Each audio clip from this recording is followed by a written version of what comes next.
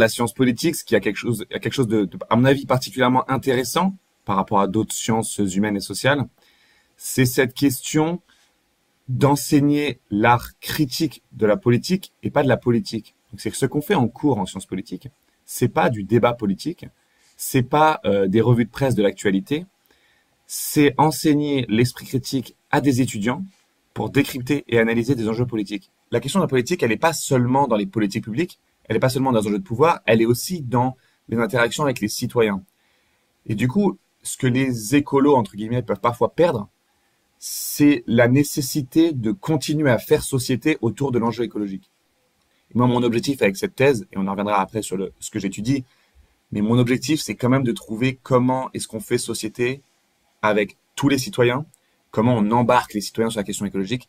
Et selon moi, pour les embarquer, il faut leur expliquer comment l'enjeu environnemental peut être adressé, comment on va le faire au niveau de la société, mais sans tout lier à l'enjeu environnemental. Sinon, on va nécessairement brusquer certains conservatismes peut-être, ou certaines façons de vivre qui vont pas se reconnaître dans notre discours. Le problème de l'économie, c'est qu'elle a été associée pendant longtemps à un seul type de pensée, et c'est ce qui a été, on va dire, ça a été uniformisé au niveau des universités.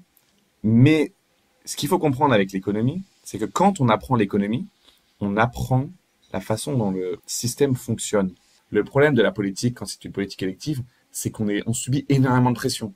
Et encore une fois, des pressions à la fois des citoyens, des entreprises et les autres mouvements politiques. Et moi, ça m'a un petit peu perturbé, j'ai pas envie de dire dégoûté, mais ça m'a fait prendre un petit peu de recul. Et on a le temps, quand on est étudiant, d'expérimenter des choses. Et peut-être que ça ne marchera pas, certaines choses qu'on fait. Peut-être qu'au bout d'un moment, on abandonnera. Peut-être qu'on fera une expérience de 6 mois où on se dira, en fait, c'était pas du tout ça que je voulais faire. Mais en fait, c'est ces expériences qui forgent après le caractère. Et du coup, c'est pour ça que je n'invite pas tout le monde à faire de doctorat, parce que je sais que ce n'est pas fait pour tout le monde. Mais j'invite ceux qui sont tentés et qui se disent, je vais perdre du temps, à aussi concevoir le doctorat, pas forcément comme quelque chose qui a un peu la mauvaise presse, qui est, je suis juste dans mon labo toute la journée et je ne fais rien d'intéressant. On peut décider de aller dehors, quoi, et d'aller parler aux gens, d'aller sur le terrain et d'aller participer à comprendre la transformation qu'il y a en cours dans notre société, et c'est passionnant. Il n'y a rien de plus exceptionnel que la transmission avec des étudiants qui se posent encore plein de questions, les questions que je me suis posées il y a 7-8 ans, et qui veulent trouver des réponses.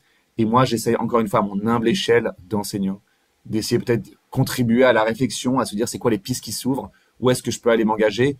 Et ce ne sera pas que sur l'écologie.